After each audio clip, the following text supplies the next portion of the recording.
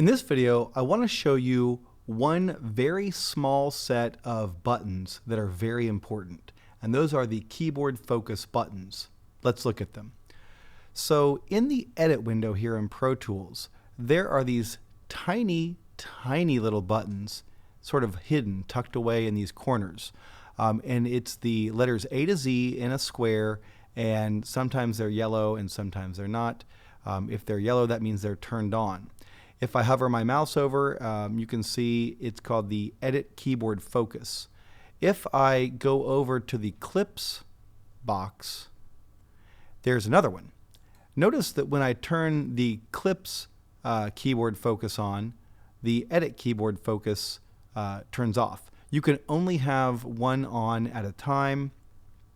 That makes a certain amount of sense because what these boxes do is it focuses your typing keyboard to give you an extra set of shortcuts.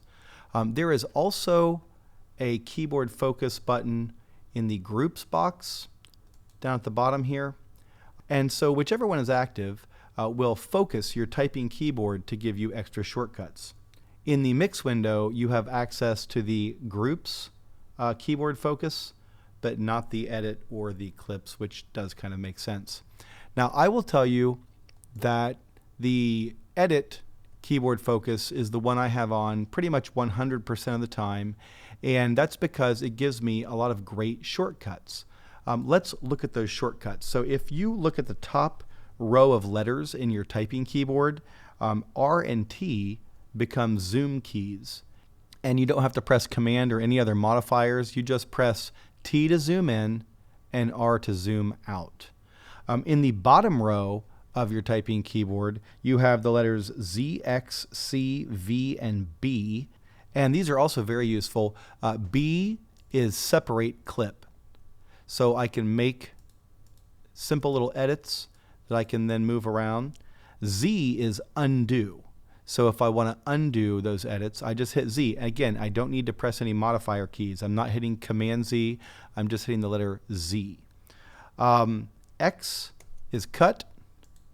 V is paste. C is copy. And I can paste that again.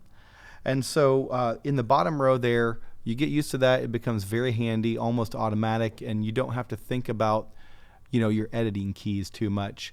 If you use these in conjunction with the Smart Tool, they're very powerful little shortcuts there. Z is undo, like as I said before. If you hold down the Shift key with it, it's redo.